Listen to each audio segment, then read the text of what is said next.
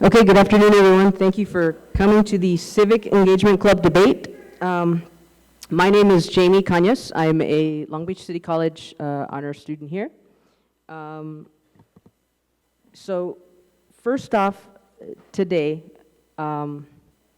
before we start with our thank yous, just a little bit about what this debate's going to be about. So we're going to speak today about two propositions and one measure. Two state propositions that we're going to talk about are going to be Proposition 32, Proposition 30, and Measure N. So it's going to be really an educational event. If you have questions, there are going to be question cards that are in the back table. And if you do have those questions, feel free to fill them out and then lift your card up, and we will come around and you'll be able to ask our panelists, our speakers, any questions you might have. So first off, I'd like to thank Long Beach City College for allowing us to do this event.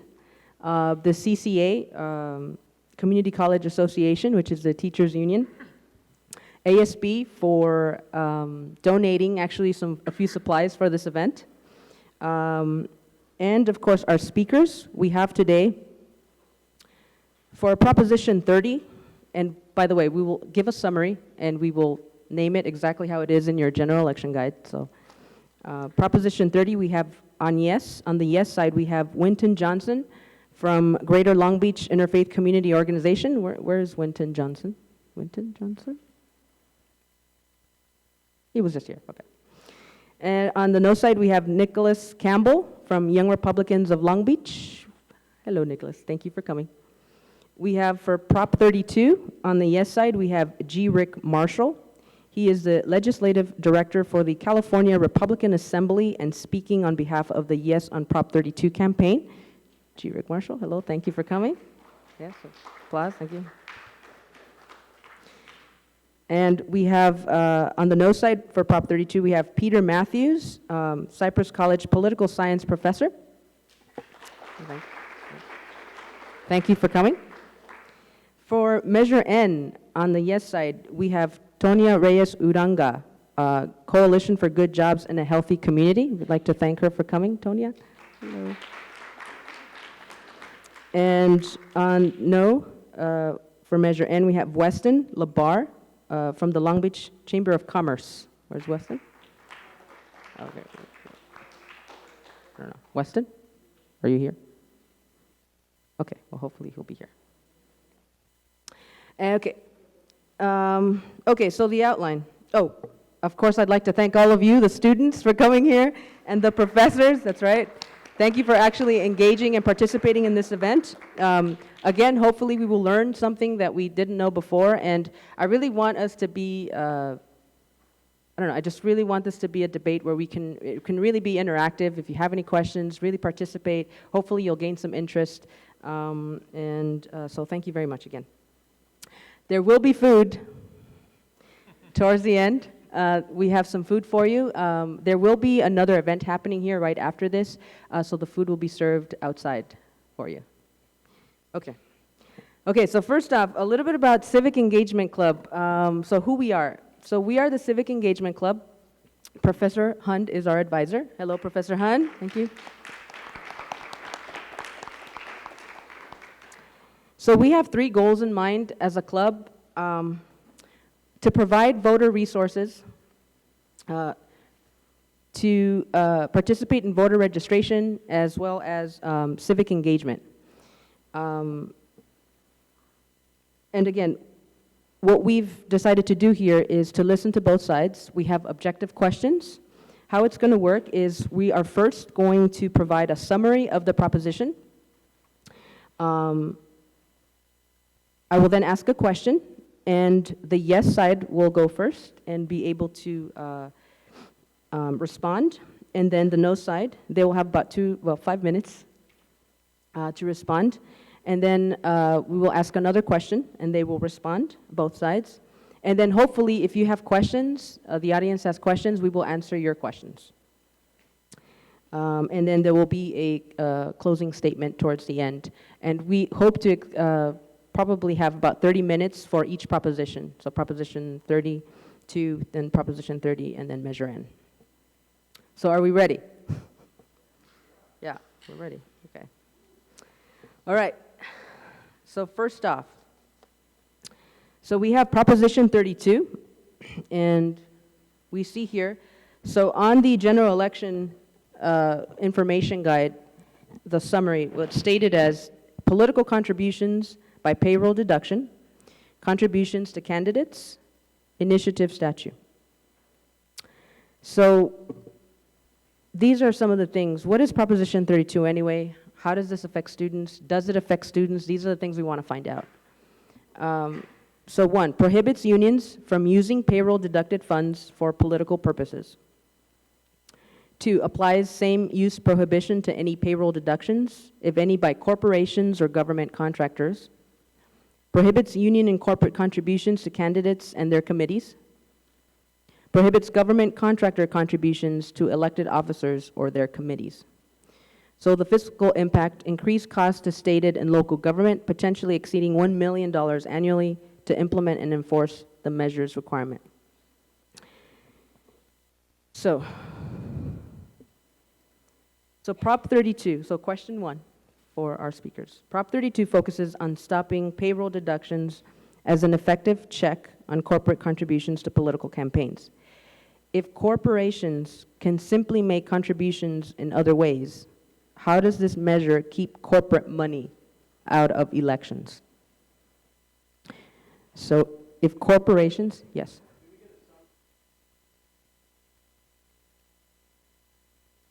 Oh, absolutely, sure, absolutely. Absolutely, sure, so, absolutely. Mm-hmm. Go ahead. Mm-hmm. Let me give my summary first, and then I'll be happy to answer absolutely. the question. If California voters are serious about moving our state away from the current trajectory of political stagnation and cresting tax rates, we must approve Proposition 32. Proposition 32 will achieve 3 things. It'll end public employee union domination of our state legislature and allow voices of voters to be heard. It will break the legislative logjam necessary reform to turn around our state economically, and it will impose serious restrictions on political activities of both unions and corporations, returning control back to the voters of this state. Our opponents claim that Proposition 32 creates a special exemption for corporations because it doesn't restrict corporations' ability to fund independent campaigns.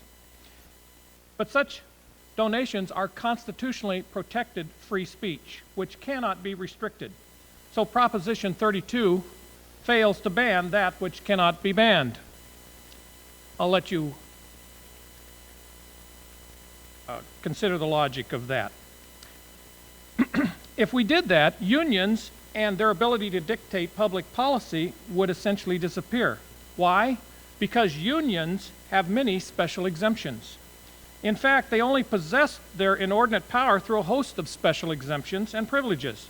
Unions are exempt from prosecution for acts by members or officers in the course of strikes. Union winning the certification election has monopoly authority to bargain for every worker. No one can use a different union, and no one can represent themselves. Evidently, they can't compete on a level playing field. But Proposition 32 is more than just about unions. It's about freedom.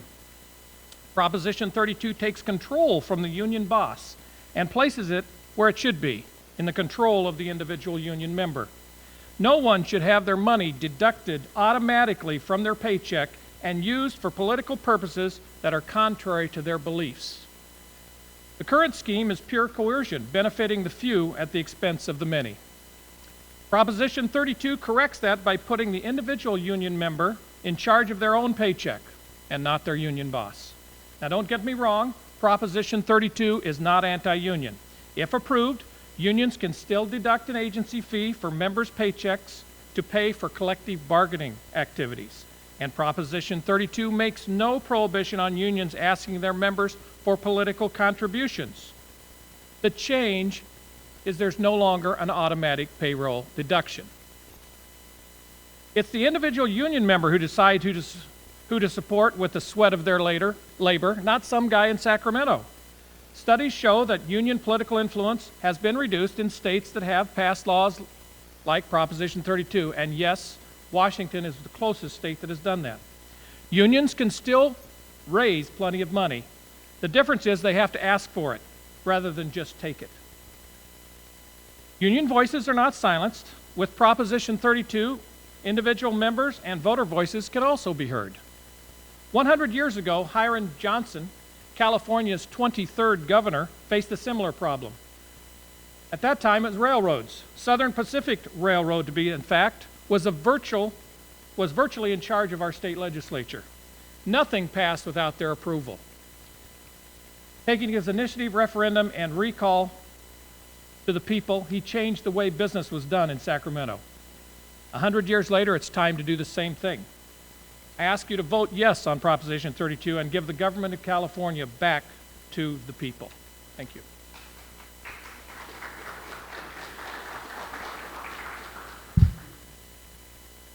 Hey, good afternoon, ladies and gentlemen, and thank you so much for having us here at Long Beach City College Civic Engagement Club, and the advisor, Ms. Professor Janae Hunt, and moderator, thank you very much, Mr.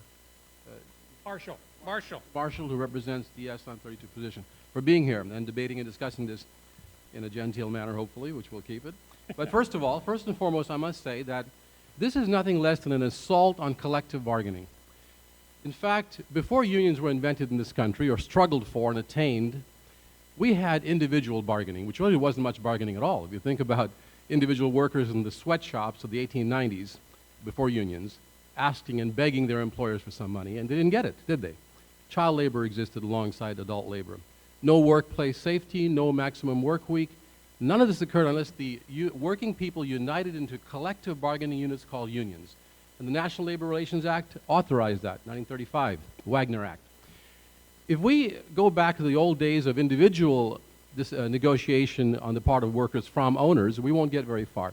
This Prop 32 is an attempt to break up the collective effort of workers through union dues, which are then taken out, a portion of that's taken out for political action. Instead, it's an attempt, as Mr. Marshall said, to let each individual worker decide who to give their money to, when to give it to, and if they want to give it or not. Right now, workers have that option. They can opt out of the portion of political action money which goes in just for that purpose. But you need unity and strength. There's unity and strength, and we need that. And therefore, I'd say we need to keep the situation where union members who have voluntarily joined the union, by the way, they were not coerced into it. You can opt out of a union in California. You can decide just to pay your fair share fee, which is a representation fee, but not belong to the union and not pay full union dues or political action money. There's freedom of choice already. Instead, the way it's set up right now, it allows workers to collectively pool their resources and to, in fact, influence government on behalf of the public. I look at labor unions as public interests. They're not private interests. When they work for higher minimum wage, we all benefit.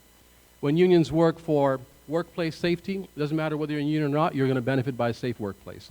So I see unions as a public interest group that needs this tool to collectively bargain, not just for their incomes and wages, as they do, but also to collectively use their funds to influence the public policy by influencing people in the government directly to promote the public interest for working people. And this is a real assault, in my view, against working people. We're backed by big corporations and big wealthy businessmen. The Koch brothers have given $4 million to this campaign to pass Prop 32 and to stop the unions from having their voice. The Koch brothers are big billionaires, oil companies, who put money all over the United States to take back what working people have achieved through hard work over 100 years or more. Not just the Koch brothers, you've got the Lincoln Club, a wealthy club that was behind Citizens United, which allows big corporations and other very wealthy special interests to spend as much of their own money without limit in political campaigns on behalf of candidates, and that to me is unbelievable. It starts back with 1976 Buckley versus Vallejo. The U.S. Supreme Court decided that it's okay for people to spend as much of their own money to get elected for Congress and for offices without restriction, because the court, and not in its infinite wisdom, but I'm sorry, but it made a mistake this time when it said in Buckley versus Vallejo that money is equal to speech. When have you guys seen a dollar bill speak by itself? I'm telling you, money does talk, but money is not speech. Individuals are speakers in the American Constitution. When we talk about freedom of speech, we're not talking about freedom of big businesses and corporations and organizations. The Founding Fathers said it's freedom of individual speech, and collectively individuals together to speak, not through their checkbooks and pocketbooks. It has nothing to do with that. The court was wrong on that.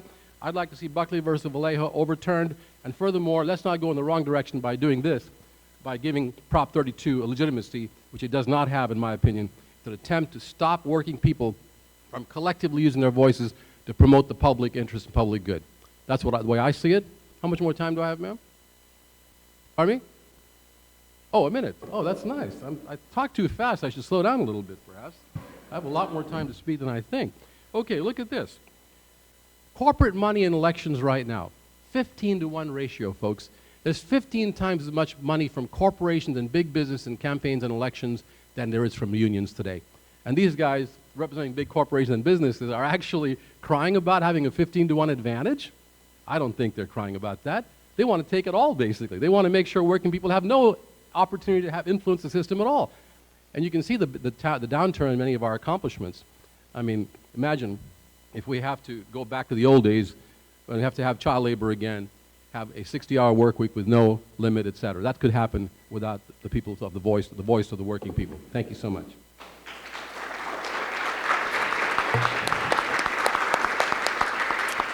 Thank you, Mr. Matthews. Now, for those of us who do not know what collective bargaining is, can one of you maybe define what collective bargaining is? And as a student, how does that relate? How can we relate to what we're talking about now?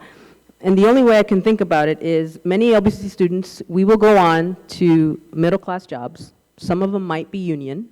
So somehow this might relate to us. But what is collective bargaining? And can one of you maybe for us to know? And does it really open the door to limiting collective bargaining? Yes, I'd like to do that. I'd like to start with defining collective bargaining based on the Wagner Act when it was legitimized and made legitimate by the U.S. Congress. President Roosevelt signed it into law back in 1935. This was the culmination of over 150 years of labor struggles where workers got together in America and decided that without working together to bargain at the workplace and being able to have their voices heard and demand more of what they're producing, they would go into dire poverty. In the 1890s, you had a rich and poor class. The robber barons at the top, the Vanderbilts, the Mellons, the Carnegies, these steel magnates, oil magnates, paid the workers next to nothing, and the workers lived in squalor. They got together, they insisted that they should be able to work together and bargain in a unit with the owners of the businesses, the big corporations, and say, look, we're producing this product for you and with you, you make the profits off of us, we have a right to bargain for a greater share of what we're producing. And so collective bargaining is extremely, to me, it's a sacred right. It's a sacred agreement back in 1935, and this Prop 32 will be the first step toward dismantling the right to collective bargaining and turning us back into a feudalistic society, semi-feudalism back in the 1890s, and we don't want to go there, in my opinion. Mr. Marshall, would you like to respond to that? Yes, I'd like to respond to that. I especially want to see us have all us surfs on our iPhones. It will not happen. Collective bargaining is the process where a group of workers at a particular location talk about the police officers, the firefighters, the city employees. I think there's some unionized workers do we still have a Boeing plant down here? I can't remember. 17 plant, it's not there anymore.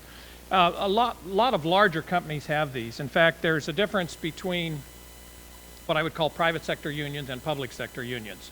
The issue the Proposition 32 goes after, I think, is the public sector unions, because they have the control in Sacramento. And if I may, I just want to do a couple of things.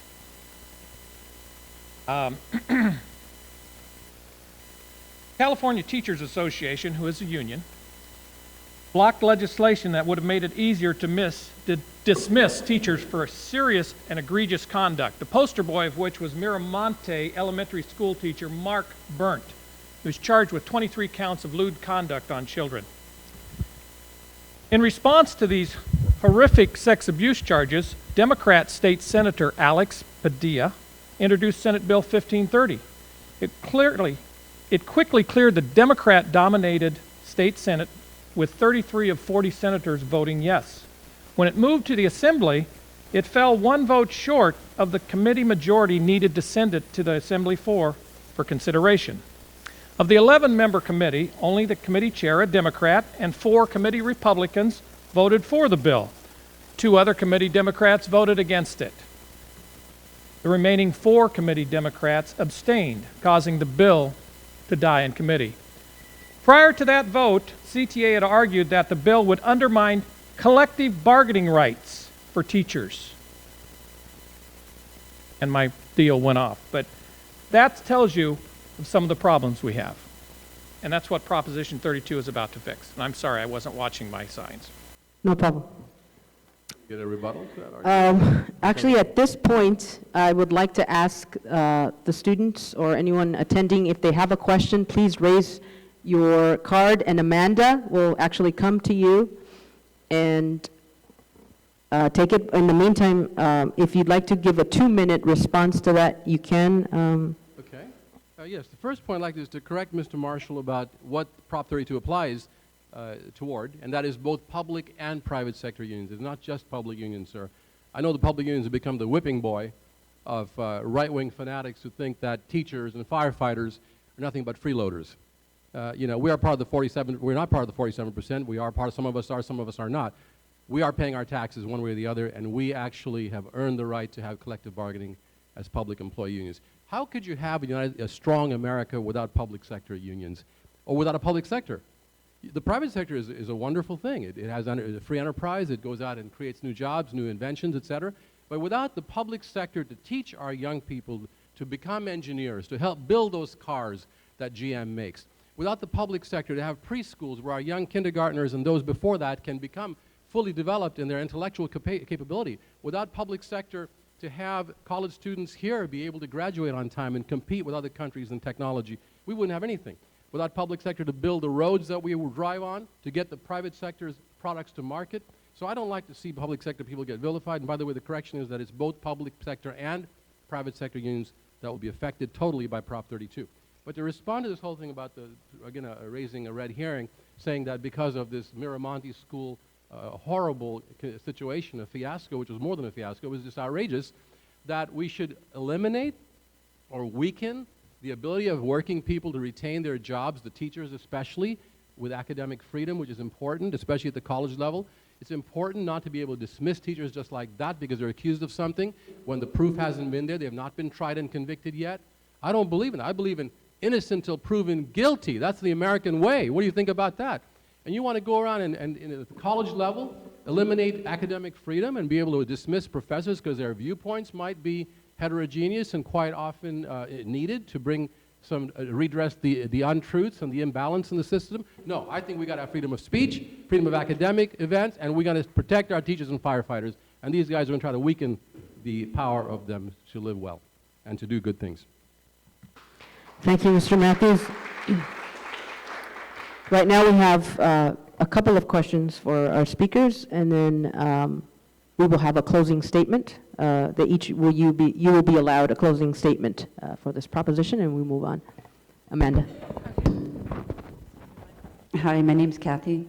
The Supreme Court has said businesses are people, which I disagree with, but what is going to keep 32 from dragging to court and costing more than that $1 million?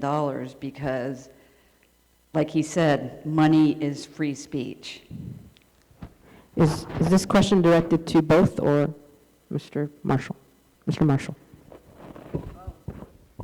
If I understand the question correctly, you're going to say what's going to stop Proposition 32 from being dragged into court and challenged? Is that your question?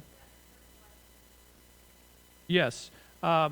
Trust me, it will be dragged into court because if it wins, that's the first play for the opposing side. There's nothing we can do about that. That's their right. It will be litigated in court. In fact, that's why we don't ban the super PACs and things, because that is free speech, and that would just be the automatic reason to get it thrown out. Do we have one more question? Amanda, we had one more question. Thank you, Mr. Marshall. We actually have 2 more questions. Okay, this question is for both of you. How does Prop 32 stop contributions without eliminating influence from of super PACs on political campaigns?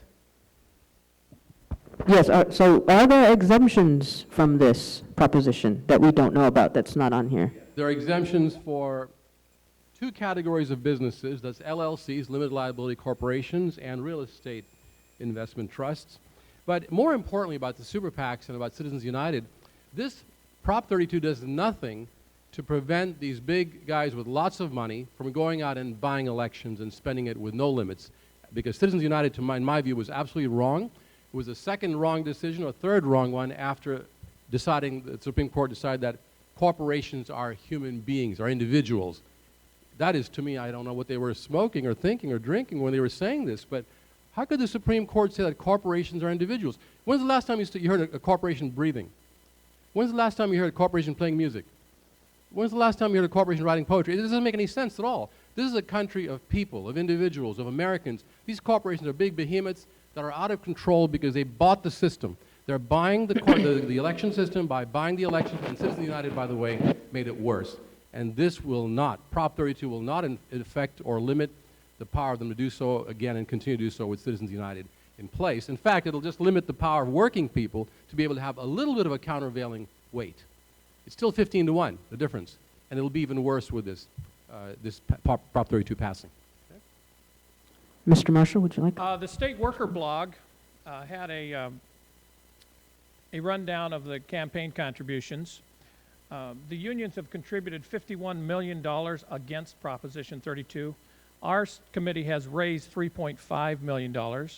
There has been other committees that have contributed, not to us. They have committed to other campaign committees that are opposing Proposition 32.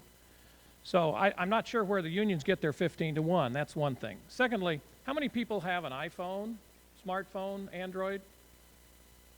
You know that was a corporation that built that? Yeah, I just wanted to point that out. Secondly, and it was people in that corporation. So, but I'm not going to get into litigating all of that.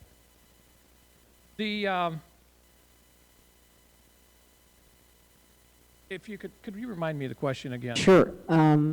Amanda, how does this prevent super PACs from, if I remember correctly, how does this prevent super PACs from contributing It does not. to political It elections? does not prohibit, because that is one of the things that the other side is wanting us to ban something that cannot be banned. And I leave the logic to you of if we would try to ban something that cannot be banned, we would have been declared unconstitutional. We'd like to have a constitutional law because we know it's going to be challenged. So we can't do that. Unions are perfectly willing to perfectly able to set up their own super PACs, and those super PACs can run ads and do all the things they want. The one thing that no corporation and no union can do is give contributions directly to a candidate. That's what proposition's going to stop. One of the things it's going to stop is giving contributions directly to a candidate. Okay, thank you. We're going to, Possibly comment on it, just very briefly, if you don't mind. you will have 30 seconds. Okay, sure. It's true that it bans unions and corporations from giving money directly to candidates, but if this passes, it'll limit the amount of money unions even have to set up political action committees. Corporations will set up all kinds of political action committees, as they do today, the PACs, and they spend a lot of money. And it is 15-1, by the way. And by the way, your campaign has received $9 million so far, according to the latest report, and $4 million came from the Koch brothers, billionaire oil men. Thank you. I will agree that there's $4 million from the Koch brothers, but it hasn't come into our campaign coffers. Okay, at this point, you will have 2 minutes to actually have we have one more question. Oh, absolutely. We will not prevent questions from students or anyone else.